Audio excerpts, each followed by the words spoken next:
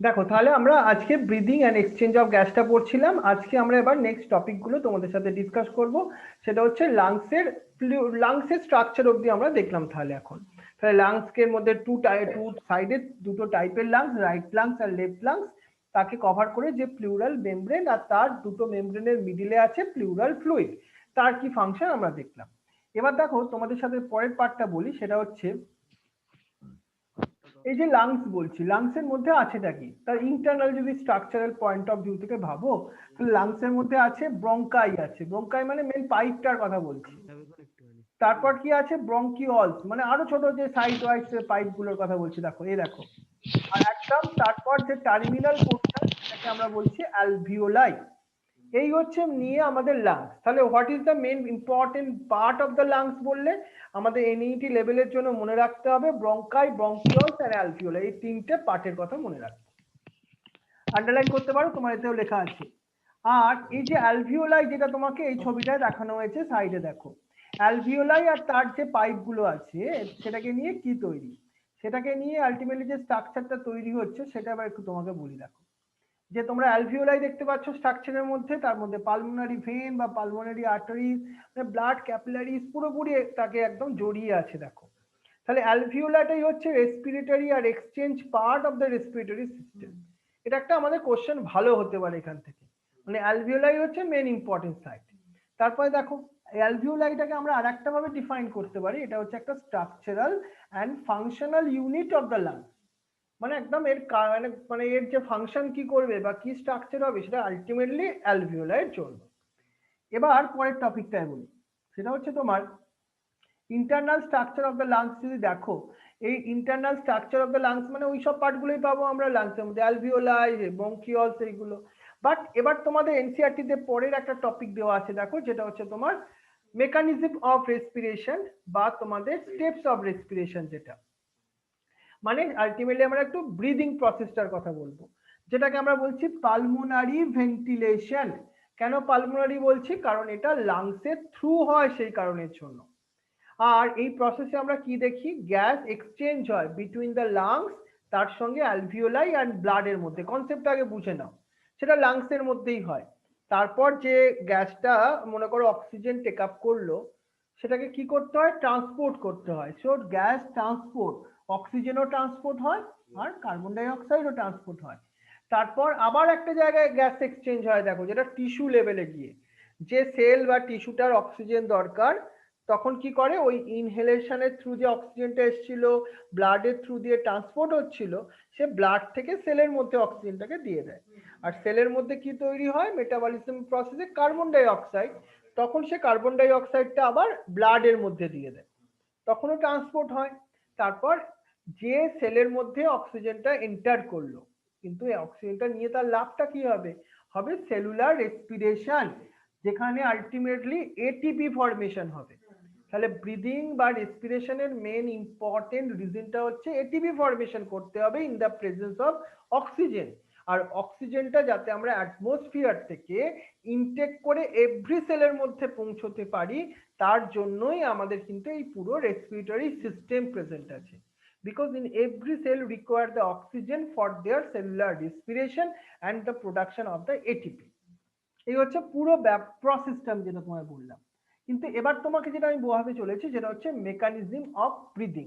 আমরা যে ব্রিথ করি, মানে আমরা কি করছি, একবার ইনহেলেশন করছি আবার এক্সিট করছি, যেটা হচ্ছে এক্সহেলেশন, যেটাকে আমরা আরেকটা অন্য টার্মেও বলতে পারি কথাটা, যেটা হচ্ছে ইন্সপিরেশন, আর একটাকে আমরা কি বলছি সেটা হচ্ছে তোমার এক্সপিরেশন।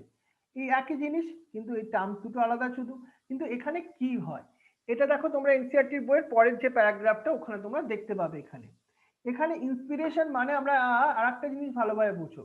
আমি একটা তোমাকে প্রসেসটা যদি করে দেখাই, আমি যদি ইন্সপিরেশন করছি, আমি দেখো ইন করলাম, কিন্তু যখন এক্সিট করলাম সেটা অটোমেটিকই হলো একটা জিনিসটা, তাই না? ইনটা নিজের তোমার বাধ্য হয়ে করলাম, কিন্তু এক্সিটটা প্যাসিভ প্রসেসের মধ্যে আসলো। এখান থেকে এটা আন্ডারলাইন করতে হবে তোমাকে, inspiration is the active intake of air from the atmosphere into the lungs. আর এক্সপিরেশনে কি হয়, আমরা এটা প্যাসিভ একটা প্রসেস, এখানে এয়ারটা ফ্রম দ্য লাংস থেকে কোথায় চলে যায়, of the air from the lungs, মানে লাংস থেকে এখানে এক্সিট হয়ে যায়। এক্সিট, সেখান থেকে এক্সপিরেশন। কিন্তু এই প্রসেসটা হয় কি করে, তার জন্য তোমাকে এই পার্টটা কয়েকটা জিনিস পরিষ্কার মনে রাখতে হবে ব্যাপারটা। সেটা কি, এটা একটু ভালো করে আমরা বুঝে নিই। দেখো এখানে আমরা ইন্সপিরেশনের টোটাল তোমাকে মেকানিজমটা এবার একটু বোঝাবো। দেখো এখানে আমাদের এইটা হচ্ছে এয়ার ক্যাভিটি, তুমি দেখতে পাচ্ছ, যার ভেতরে লাংস প্রেজেন্ট আছে। এবার এটাকে আমাকে কি করতে হবে, একটু বড় করতে হবে, মানে এয়ার যে চেস্ট ক্যাভিটি, এটাকে যদি আমি একটু লার্জ করে নিই, তখনই আমাদের এয়ারটা এক্সটার্নাল পয়েন্ট থেকে লাংসের মধ্যে এন্টার করবে। কি করে, কিন্তু কি করে সেটাকে আমি বাড়াবো, তার জন্য ডায়াফ্রামটা কন্ট্রাক্ট করবে আর ফ্ল্যাটেন। এই হচ্ছে ডায়াফ্রামটা এরকম একটা ডোম শেপে ছিল, দেখো এটা ফ্ল্যাটেন করলে কি হবে, পেসটা অনেকটা আমরা পেয়ে গেলাম বেশি, এক নম্বর। আর কি করে হতে পারে, স্পেসটা বাড়াবো কি করে, এখানে যে এক্সটার্নাল ইন্টারকোস্টাল মাসেল, এই দেখো এই যে আমাদের রিব কেজ, মনে করো তার বাইরে একটা মাসেল আছে দুটো রিব কেজের বিটুইন পজিশনে, তাকে আমরা বলছি, এটা যদি বাইরের দিকে থাকে তাকে এক্সটার্নাল ইন্টারকোস্টাল মাসেল বলছি।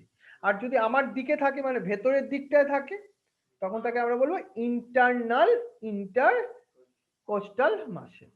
ইন্টারকোস্টাল মাসেল মানে রিবকেজের মধ্যে যে মাসেলটা থাকে সেই মাসেলটা। সেটা কি হয়, এখানে কন্ট্রাকশন হয় ইন্সপিরেশনের সময়। এখানে vertical volume, that means vertical ভলিউমটা এখানে ইনক্রিজ করে যখন তোমার ডায়াফ্রামটা ফ্ল্যাট হয়ে যায়। আর যখন এই যে ইন্টারকোস্টাল মাসেল গুলো কন্ট্রাক্ট করলো, তখন কি হয়, রিবস এন্ড স্টারনাম এখানে লিফট আপ, মানে একটু উপরে উঠে যায়। আর ভলিউম অফ দ্য ডরসোভেন্ট্রাল অ্যাক্সিসটাও এখানে ইনক্রিজ করতে থাকে। এই দুটো কাজ আমাদের হলো, মানে একটু এই নিচ থেকে আমরা যে জায়গাটা বাড়িয়ে নিলাম, আর ওই উপর থেকেও এটাকে একটুখানি উপর দিকে তুলে নিলাম। তাহলে এখানে কি হলো, ভলিউমটা তো অনেকটা বেড়ে গেছে, মানে আমরা কি বললাম, থোরাসিক ভলিউম যেটা, সেটা এখানে কি হয়েছে, ইনক্রিজ করেছে। এটা আমরা পরিষ্কার এখানে বুঝে গেলাম। এবার এই থোরাসিক ভলিউমটা ইনক্রিজ করলে কি হবে, থোরাসিক প্রেসার ডিক্রিজ করবে। কোনো একটা জিনিসের যদি ভলিউমটা ইনক্রিজ করে, তার ভেতরের যে প্রেসার গুলো ডিক্রিজ করবে, এটা স্বাভাবিক ব্যাপার। তাহলে লাংস এক্সপ্যান্ড করছে, মানে লাংসটা বড় হয়ে যাচ্ছে, দেখো তাই তো, লাংস এখানে এক্সপ্যান্ড করার সঙ্গে সঙ্গে তার পালমোনারি ভলিউমটা ইনক্রিজ করছে, আর ইন্ট্রা পালমোনারি প্রেসার ডিক্রিজ করছে, উল্টো হচ্ছে সবসময় প্রেসারের সময়। Air moves outside into the lungs, এটা কি আমরা বললাম, ইন্সপিরেশন, যেখানে এক্সটার্নাল পয়েন্ট থেকে আমাদের এয়ারটা ইন্টারনাল পজিশনে এন্টার করছে। বোঝা গেছে ব্যাপারটা। এই প্রসেসটা দেখো তোমাকে ওই এনসিইআরটির বইতে ওই প্যারাগ্রাফে পুরো এই জিনিসটাই বোঝানো আছে। তাহলে এয়ারটা এক্সটার্নাল অ্যাটমসফিয়ার থেকে তোমার ডায়াফ্রাম এন্ড রিবকেজের হেল্প নিয়ে থোরাসিক ভলিউমকে ইনক্রিজ করিয়ে কিভাবে লাংসের মধ্যে ঢুকে পড়লো। এবার আমি পরের পয়েন্টে আসি, যেটা হচ্ছে এক্সপিরেশন। এক্সপিরেশনে কি হয়, ইন্টারকোস্টাল মাসেল এন্ড ডায়াফ্রামটা রিল্যাক্স হয়, মানে তারা যেন আবার আগের ফর্মে ফিরে যায়, যে ফ্ল্যাট হয়েছিল আগের ফর্মে ফিরে গেল। থোরাসিক রিজিয়ান তাহলে কি গেল, আগের অরিজিনাল পজিশনে গেল। থোরাসিক ভলিউমটা তাহলে এবার কি হবে, ডিক্রিজ হয়ে যাবে, কমে যাবে একটু। তাহলে কি হবে, এই যে প্রেসার সেটা আলটিমেটলি ইনক্রিজ করবে, তাতে এয়ারটা মুভস আউট। মানে একটা বেলুনকে যদি আমরা এইভাবে প্রেসার দিই, তাহলে কি হবে, মুখটা যদি খোলা থাকে বেলুনের, আলগা করা থাকে, তাহলে ভেতর থেকে এয়ারটা এক্সিট করে যাবে। এখানে সেই প্রসেসটাই হলো। তাহলে during forceful expiration, forceful expiration মানে আমি তোমাকে নর্মাল ইনহেলেশন করছি, এক্সহেলেশন করছি, কিন্তু আমি জোরে জোরে যদি করি, এভাবে করলে কি হয়, আমাদের অ্যাবডোমিনাল মাসেলটা আর ইন্টারনাল ইন্টারকোস্টাল মাসেলটা কন্ট্রাক্ট করে। এইটা একটা কোশ্চেন আসছে এখান থেকে আমাদের। দেখো আমরা কি বললাম, ইন্টারনাল ইন্টারকোস্টাল মাসেল, মানে ইন্টারনাল কোস্টাল মাসেলের ভেতরের দিকে মাসেল, যেটা একটা বাইরের দিকে একটা ভেতরের দিকে। ভেতরে এটা কিন্তু খুব ভালো কোশ্চেন হতে পারে, এই দুটো মাসেল কন্ট্রাক্ট করে। সেজন্য আমরা যারা বলি আমরা একটু রোগা হতে চাই, সবসময় আমরা দেখবে একটা কপালভাতি বলে একটা তোমার এক্সারসাইজ আছে, যেটা আমরা এরকম করি না, যে আমরা ফোর্সফুলি এক্সপিরেশন করি, যাতে আমাদের অ্যাবডোমে যে মনে করো মাসেলের মধ্যে ফ্যাট ডিপোজিট হয়, সেটা অনেকটা কমতে পারে এই এক্সারসাইজের থ্রু দিয়ে। সেটা আমাদের একদম মেডিকেল লেভেলে ভেরি ইম্পর্টেন্ট একটা কোশ্চেন আছে এখান থেকে। During forceful expiration, abdominal muscles and the internal intercostal muscles সেটা কিন্তু কন্ট্রাক্ট করছে। সবার যদি এখন এই মুহূর্তে খুঁজে পেতে অসুবিধা হয়, এই ক্লাসটার পরে কিন্তু একবার দেখে নেবে এই পার্টটা, হ্যাঁ, তাহলে সুবিধা হবে। আর এই ক্লাসটা আমি রেকর্ডিং করেও রাখছি, যাতে তোমাদের পরেও আবার পাঠিয়ে দেবো গ্রুপে, যাতে ওখান থেকে আবার যখন দেখে কিছু জিনিসগুলো যেগুলো পেলে না খুঁজে, তখন তো আবার একবার আন্ডারলাইন করে নেবে, তাহলে তোমাদের আরেকবার সুবিধা হবে। তাহলে এবার পরের পার্টটা চলে আসি আমরা। রূপসা কি করতে চাইছে? হ্যাঁ রাইট, রূপসা অ্যাডমিট করতে চাইছে না, ওকে অ্যাডমিট করিয়ে দেওয়া হলো। দেখো তাহলে আমাদের এই হচ্ছে মেকানিজম অফ ব্রিদিং এর দুটো মেকানিজম, ইন্সপিরেশন আর এক্সপিরেশন, দুটো দেখে নিলাম। এবার দেখো আমি তোমাকে যেটা পড়তে চাইছি সেটা হচ্ছে ভেরি ভেরি ইম্পর্টেন্ট, পরের আমাদের এনইটি লেভেলের জন্য একদম রেডিমেড কোশ্চেন আসে এখানটা থেকে, যেটা হচ্ছে রেসপিরেটরি ভলিউম অ্যান্ড ক্যাপাসিটি। এইটা কিন্তু স্টুডেন্টদের একটু ঠান্ডা মাথায় মনে রাখতে হবে, এখানে অনেক ইনফরমেশন আছে, যেটা তোমার কোশ্চেন একদম ভালো কোশ্চেন হতে পারে এখান থেকে। তাহলে কি কি সেগুলো একটু তোমাকে একটু বোঝাই অন্তত, যতক্ষণ আমাদের ক্ষমতা আছে, বা কি বা এমসিকিউ কোশ্চেন আছে সেটাও বলি। একটা হচ্ছে টাইডাল ভলিউম, প্রথমে তোমাকে দেখো ফুল ফর্ম গুলো মনে রাখতে হবে, এই থ্রুও কোশ্চেন হতে পারে। আর একটা ইন্সপিরেটরি রিজার্ভ ভলিউম আইআরভি, আর expiratory reserve volume ERV, residual volume RV, inspiratory capacity IC, এগুলো সব সি মানে capacity, expiratory capacity, functional residual capacity, vital capacity, total lungs capacity, এই হচ্ছে আমাদের দেখো সিলেবাসের মধ্যে আছে। এবার তোমাকে আমি একটা একটা করে এবার এক্সপ্লেন করে বোঝাই, দেখো কি সেগুলো আছে, এবং যে ভলিউম গুলো তোমার বইতে ডাইরেক্ট লেখা নেই সেগুলো একটু লিখেও নিতে হবে। প্রথম আমি তোমাকে বলছি টাইডাল ভলিউমের কথা। কি জিনিসটা? Volume of air inspire or expire during the normal respiration. দেখো আমি তোমার নর্মাল এখন আমি নর্মাল রেসপিরেশন করছি না, কিন্তু আমি যখন কথা বলছি, তুমি তুমি হয়তো রেস্ট কন্ডিশনে আছো, এখন তুমি এখন টাইডাল ভলিউম শো করছো, আমি করতে পারবো না, কারণ আমার ইনহেলেশন আর এক্সহেলেশন কিন্তু এখন নর্মাল রেঞ্জে নেই, যেহেতু আমি কথা বলছি এখন কন্টিনিউয়াসলি, আমার এখন চেঞ্জ হয়ে গেছে। কিন্তু তুমি যখন রেস্ট কন্ডিশনে থাকো তখন নর্মাল যে অ্যামাউন্ট অফ এয়ার ইন করাও আর এক্সিট করাও, সেটাকে আমরা বলছি টাইডাল ভলিউম। প্রথম আমাদের ফুল ফর্ম কোশ্চেন এলো, তারপর কনসেপ্ট মাথায় রাখতে হলো কি ব্যাপারটা হচ্ছে টাইডাল ভলিউম, তারপর তার আলটিমেটলি ভলিউমটা কত, এটা আমাদের কোশ্চেন। আন্ডারলাইন করবে 500 ml, এনসিইআরটি তেও দেওয়া আছে, আবার কোশ্চেনও ঘুরিয়ে দিতে পারে টাইডাল ভলিউম বাট পার মিনিটে কত, তবে কত হবে সেটা 6000 to 8000, এটা আমাদের মনে রাখতে হবে। এই হচ্ছে আমাদের টাইডাল ভলিউমের কথা। তারপর আমরা একটা দেখি আমাদের বন্ধুরা কিছু চ্যাটে লিখেছে কিনা। ওকে ওকে ওকে, ঠিক আছে ঠিক আছে। এবার দেখো আমরা পরেরটায় আসি, যেটা হচ্ছে টাইডাল ভলিউমের ক্ষেত্রে, যেটা হচ্ছে ইন্সপিরেটরি রিজার্ভ ভলিউম, মানে এটা আমাদের ইন্সপিরেশনের সঙ্গে রিলেটেড। কেমন ব্যাপারটা? আমি নর্মাল আমি তো রেসপিরেশন করতেই হবে, তারপর আমি ভাবো ইন করালাম, মানে additional volume of the air that can you inspire, মানে অ্যাডিশনাল ভলিউম। ফোর্সফুলি কখন করছো এটা? যখন ফোর্সফুলি ইন্সপিরেশন করছো, that time it is called the inspiratory reserve volume. তোমাকে এই ভলিউমটা মনে রাখতে হবে 2500 to 3000 ml, এটা কিন্তু ভেরি ইম্পর্টেন্ট, এটা মনে রাখতেই হবে। তারপরে দেখো আমাদের পরের পার্টটায় আসি, যেটা হচ্ছে এক্সপিরেটরি, মানে আমরা এবার কি করব, additional volume of air that ultimately forcefully expire করব, মানে এক্সিট করাবো। মানে দেখো করছি, কিন্তু যতখানি ইয়ার ইন করেছিলাম ঠিক ততখানি ইয়ার কিন্তু পারলাম না, সেই জন্য দেখো ভলিউমটা এখানে মাত্র অনেক কমে গেছে, দেখো কত হয়েছে 1000 to 1100 ml, তাহলে এটা হচ্ছে ইআরভি। এবার বলি আমরা রেসিডুয়াল ভলিউম, মানে কিছু এয়ার লাংস এর মধ্যে কিছুটা এয়ার কন্টিনিউয়াসলি প্রেজেন্ট থাকতেই হবে, কারণ তো এটা ভ্যাকুয়াম হবে না নিশ্চয়ই। তাহলে the volume of air remaining in the lungs that is called the তোমার রেসিডুয়াল ভলিউম, মানে আফটার তুমি ফোর্সেবল এক্সপিরেশনের পরেও কিছু তোমার এয়ার প্রেজেন্ট থেকেই যায়, সেটা কি ভলিউম আছে 1100 to 1200 ml, এটা মনে রাখতে হবে, এটাকে রেসিডুয়াল আমরা ভলিউম বললাম। এবার আমরা বলি দেখো সেটাকে আমরা বলছি এবার ক্যাপাসিটি গুলোর কথা বলি।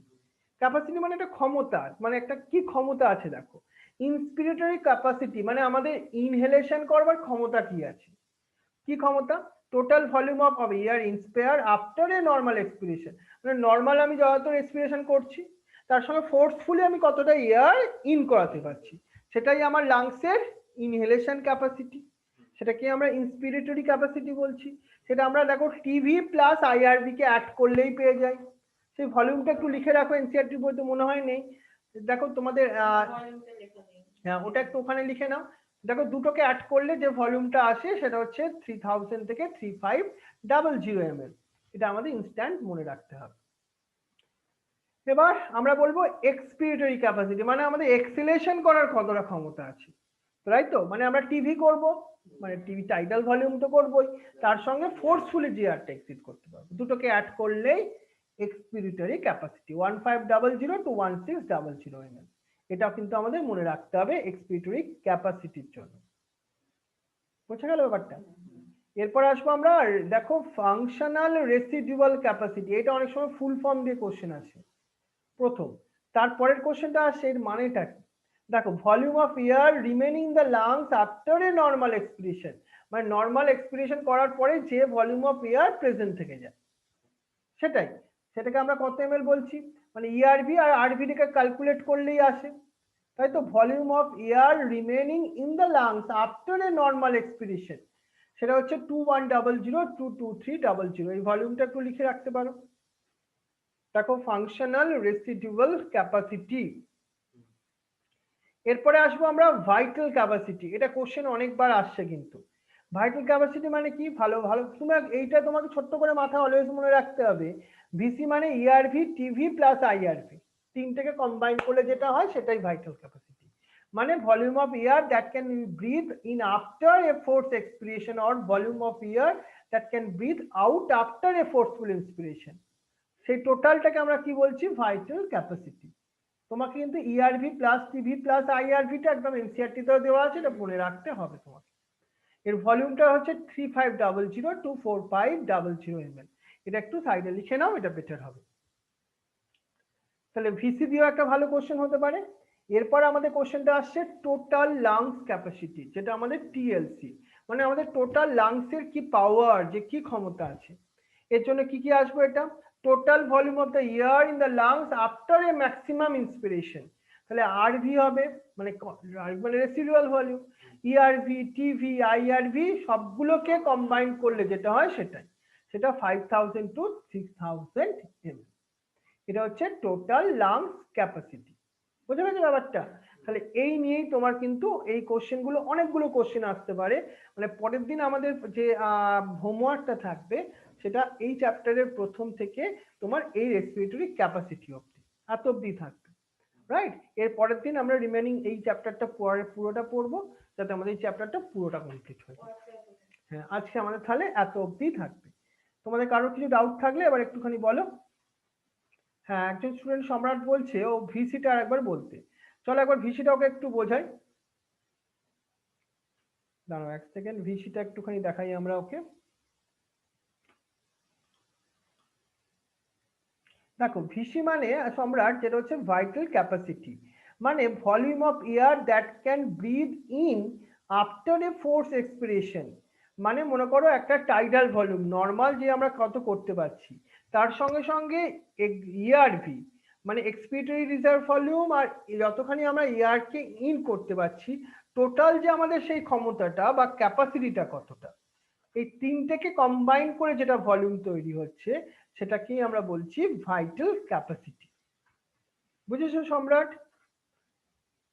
চ্যাটের রেসপন্স? হ্যাঁ স্যার বুঝেছি। Okay okay very good very good. তাহলে এই অবধি তোমাদের আরো কারো কিছু ডাউট থাকলে তোমরা সেটাকেও একটুখানি আমাদের বলতে পারো।